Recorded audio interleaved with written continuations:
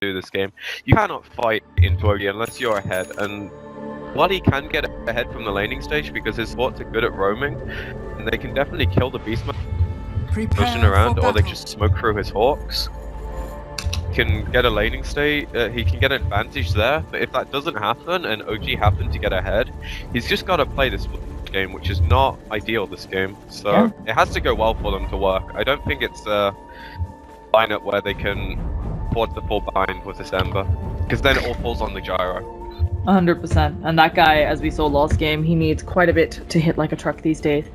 Either way, let's get into it. We got Fly on the lineup of OG, which we don't know what it stands for, but he's rocking that Dazzle. Wyvern's going to be played up by Crit Jug on Miracle, leaving us Moon on the Slaughter with a little extra horn crown thing. Or is that meant to be his light dongle? Is like sticking. That is his light dongle. I thought he had a horn. That's new. And No Tail on the Beastmaster. This guy has played this hero crap ton. I think he has a 90% win rate. Yeah, last time I checked, there may have been some games yesterday that changed this up, but had a 90% win rate on Beastmaster, which is a little obscene. Tossing it over to you.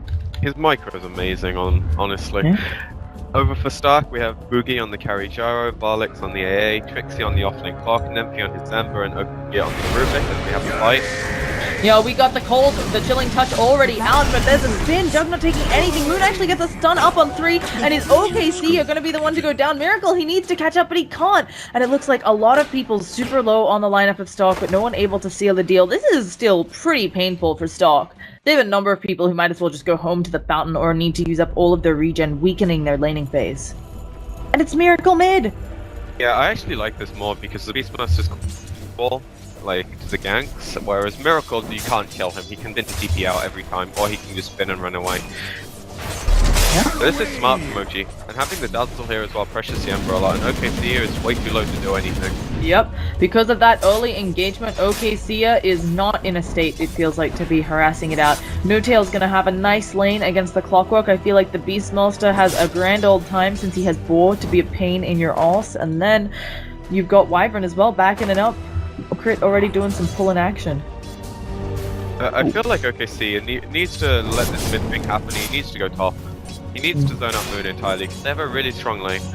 But if he gets his levels and the creep equilibrium goes badly for Stark, he can easily find out Varlix on the side if he's trying to do anything. They should completely zone this fight. He's really important right now, and they can actually kill him a lot. Telekinesis, but they have Chilling Touch first, and he manages to stun so many of them, and the Chilling Touch comes out too late.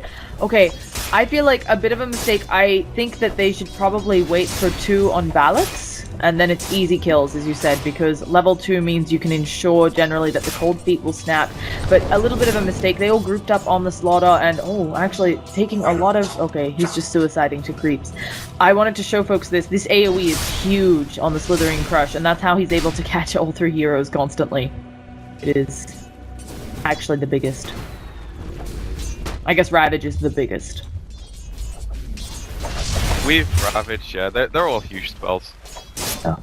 But yeah, Slithering Crush, not an ulti, is huge. That's all we're gonna say about that. Beastmaster has an Orb of Venom as well. So if he catches Trixie here, Trixie's just gonna have an awful time. It feels like Borslow, Orb of Venom on the Beastmaster, like, you're a jerk, actually. Lane for the clock.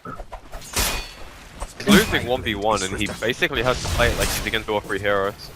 Yeah, which is really surprising. Clockwork generally a hero who does pretty well in 1v1 matchups, but awful lane. Awful lane. That's all I want to say there. Miracle also having a grand old time in mid. He has as much farm as the gyro top. He's actually zoning out, albeit he had a bit of help. But the Rubik is mid too. So Miracle, melee hero, zoning out. Nymphy and I Miss are both blood. Slaughter does manage to go down. So does everyone. It looks like Chilling Touch, Cold Feet, and Telekinesis were all used. So getting the level 2 on Valix proving to be pretty damn vital to the Slay. Yeah, it's going to be a hard lane for him, but he can get his levels, and as long as he gets something of dying, like lane control or something, it's not too bad for him. His other 2 lanes, they're definitely winning, and this should be communicated along the team. Actually going on an empty mid, I don't think it's enough. He has a regen rune on Miracle, so he doesn't mind expending a bit of health and mana just to put pressure. Basically going to force an empty to look for immediately.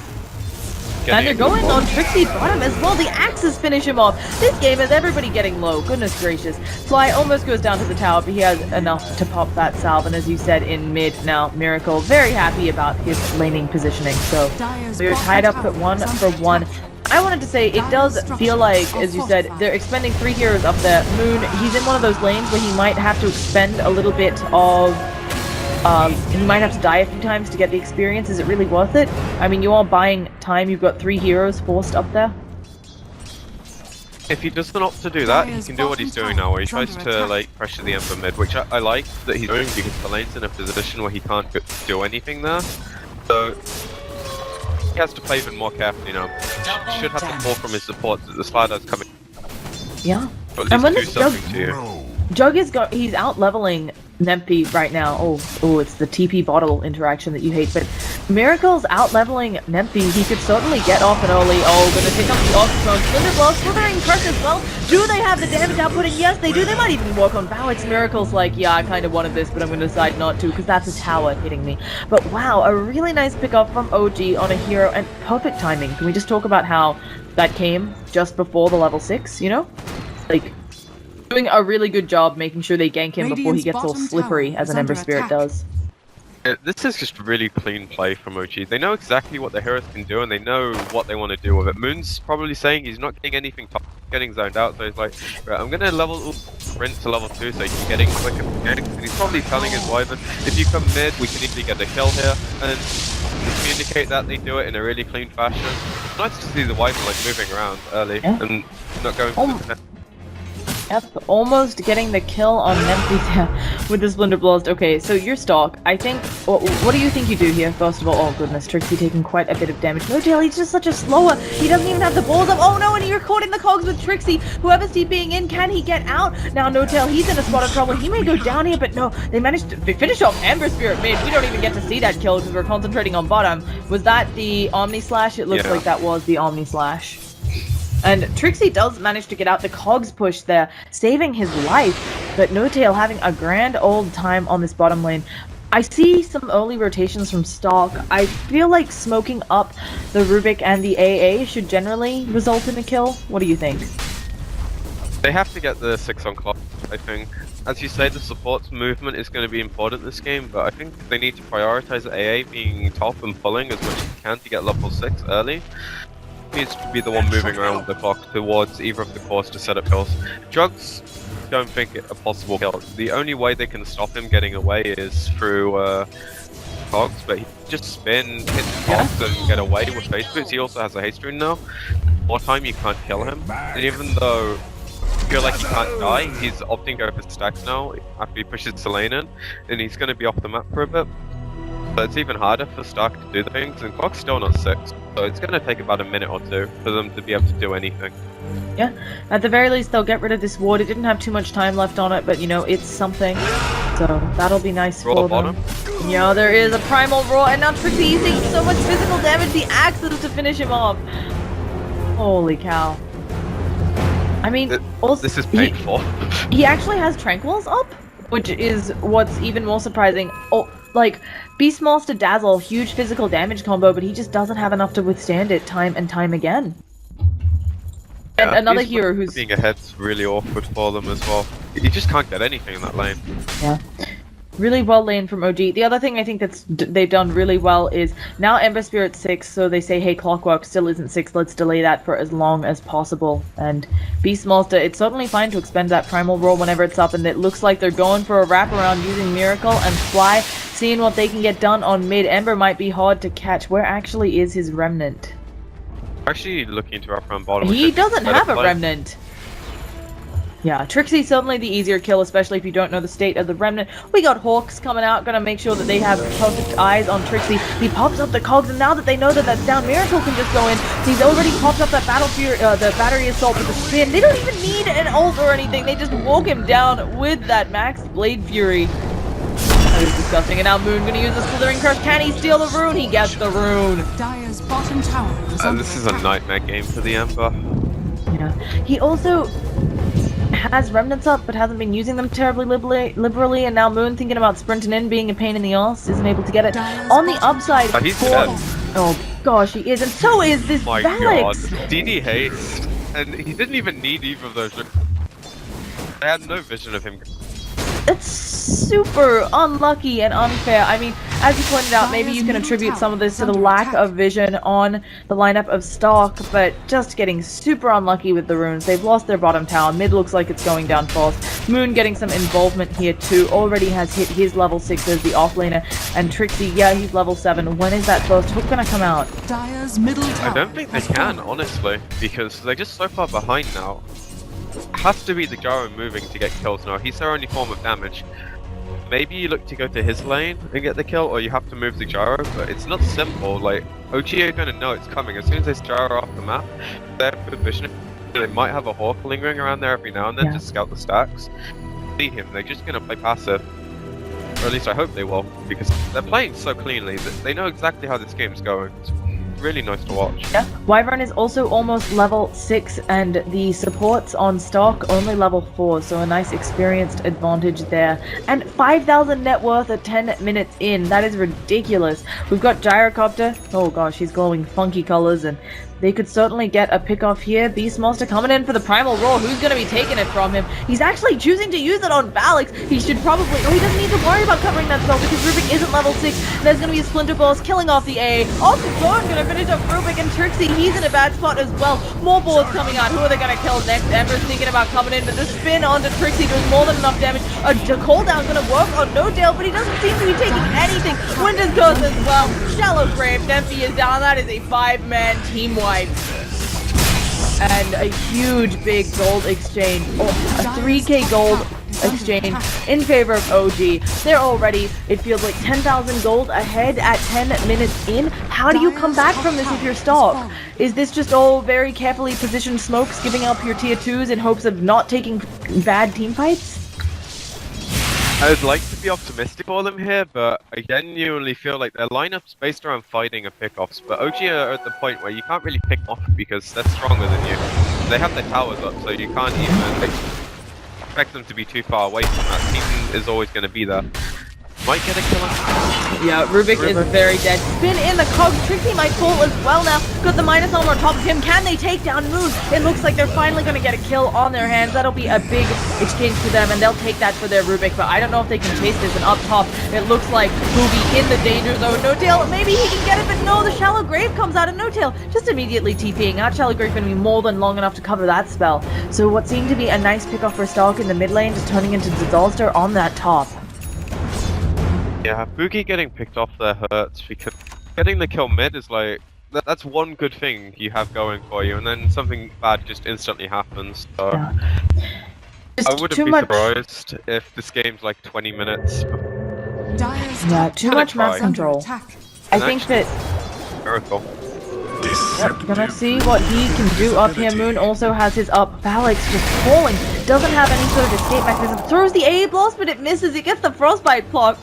But Moon completely on point, making sure to dodge that. And Valix is inevitably gonna fall. It looks like there might have been action in mid as well, but we'll just follow this kill to its bitter end as the ice cream cone goes down. Ember Spirit does have an invis. Let's see if he can do it. He's the ice cream cone. Come on, you gotta know that. You play Dota. I've not heard it before, honestly. Oh, come on. There's gonna be a cooldown on crit. Searing chains as well. Occupies will save you. Winter's Ghost, though. Maybe there's gonna be some follow-up on Nemphy, and Jug comes in. Miracle, as you said, has that blink, but maybe he blunts way too soon. You take damage still in that spin. Does he have backup? There's the Primal Roar and Boogie, and he goes down. Can they pick up Trixie? They still have the Omni Slash, and Miracle wanting to go in here. He's just gonna auto-attack down Trixie. He actually bothers to use the Omni Slash. I'm a bit surprised. No Tail already has Necrobook 3, just burning through this Ember Spirit of Miracle, already back up at full health with the help of his team, and I think he had... It was just a bounty. Yeah, he just, he had to regenerate. I thought he had one, I wasn't 100% sure there, so... Gonna do very well. They're just extending this lead. They almost have a 1,000 net worth lead per minute on the lineup of OG. 18-3, it's a bit of a stomp. I want to be positive and believe that Stark, if OG makes any type of mistake, can capitalize on this. The rubber band effect is real, but AA is level... I mean, look at these levels. AA is level 6, Rubik's level 7, and then Dazzle's level 9? You go maxed out. Oh, he actually puts a point in the poison touch. He hasn't even maxed out Shallow Grave and not feeling super like they need it. Yeah, at the moment, Stark have what they need. this kind of point in the game, but when you relate it to what OG have off of that, it's just not enough. Like, 13-minute Necro 3, that has to be like one of the fastest I've ever seen. Yeah. Hero.